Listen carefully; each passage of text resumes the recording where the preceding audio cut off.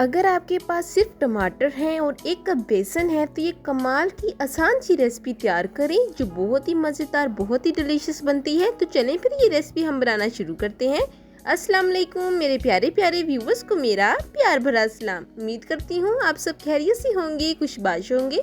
सबसे पहले बिस्मिल्लाहिर्रहमानिर्रहीम। ये रेसिपी बनाने के लिए मेरे पास 4 टमाटर हैं। आपने करना क्या है, टमाटरों को आपने काटना है। सबसे पहले इनकी जो ये साइड है ये आपने रिमूव कर देनी है।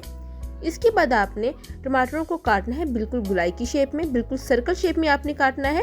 तो बहुत ही आसान सी रेसिपी है, आपने एंड तक वॉच करना है। तो इस तरीके से स्लाइसेस की शेप में हम काट लेंगे सारे टमाटर बिल्कुल पके होने चाहिए। अब ये देखिए 1 कप बेसन है। बेसन को आपने ऐसे ही शामिल नहीं करना, इसकी भी एक तकनीक है। तो उसके लिए क्या करेंगे, एक बाउल लेंगे, इसमें हम 1 कप बेसन शामिल करेंगे। कुछ मसाले शामिल करते हैं। Half teaspoon chilli flakes शामिल कर लेंगे। साथ ही शामिल करेंगे हाफ टी स्पून हल्दी, हाफ टी स्पून नमक, टेस्ट के मुताबिक कम या ज़्यादा कर सकते हैं। 1/4 टी स्पून काली मिर्च पाउडर, हाफ टी स्पून जीरा, 1 चम्मच भरकर साबुत धनिया है जिसको हैंड में थोड़ा सा क्रश कर लिया है। बस यही मसाले शामिल करने हैं।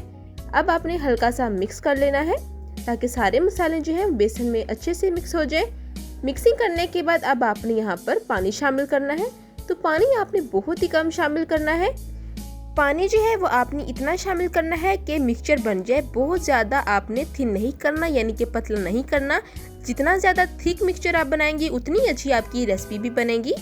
तो अपने टेस्ट के मुताबिक, ज़रूरत के मुताबिक पानी शामिल करते जाना है। और उसके बाद मिक्सिंग के बाद बिल्कुल ये कंडीशन होनी चाहिए, ये आप देख सकते हैं।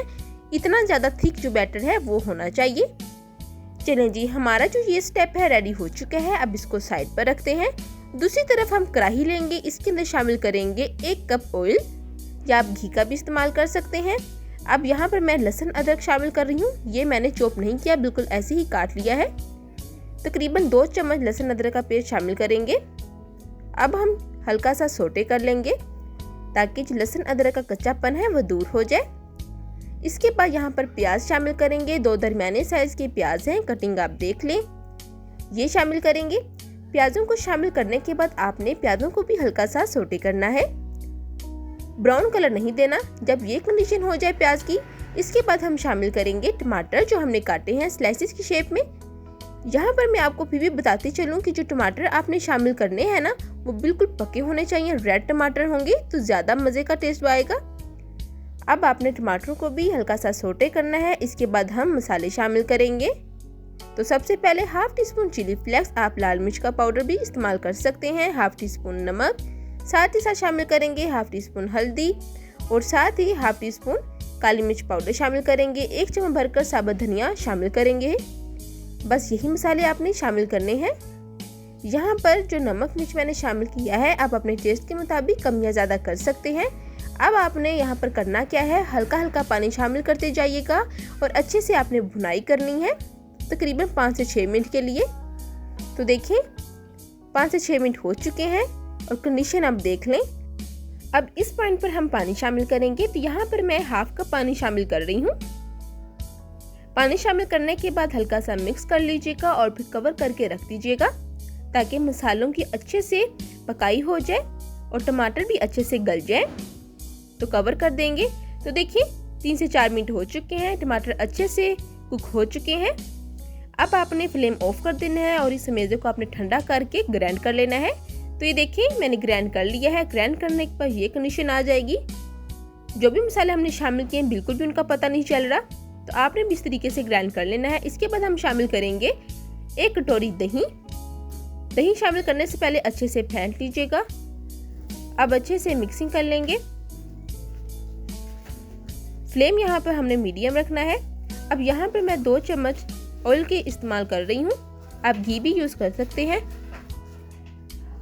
और अच्छे से आपने यहाँ पर भी पकाई करनी है, जो बीच में मॉइस्चर पानी है वो रिमूव हो जाए। इसके बाद हम शामिल करेंगे 3 कप भरकर पानी के, या 1 गिलास पानी शामिल कर लीजिएगा। आप मिक्स कर लीजिएगा। जब ये बबल्स बनना स्टार्ट हो जाए, पानी अच्छे से गर्म हो जाए, इसके बाद जो हमने अमेज़ा रेडी किया था ना बेसन का, वो आपने टेस्ट के मुताबिक हाफ टी स्पून शामिल करते जाना है। इसके बाद आपने फ्लेम मीडियम कर लेना है। हरी मिर्चें यहाँ पे शामिल कर रही हूँ और ये 3 बड़ी लाल हरी मिर्चें शामिल करेंगे हम। साथ ही हस्बे ज़रूरत हरा धनिया शामिल करेंगे।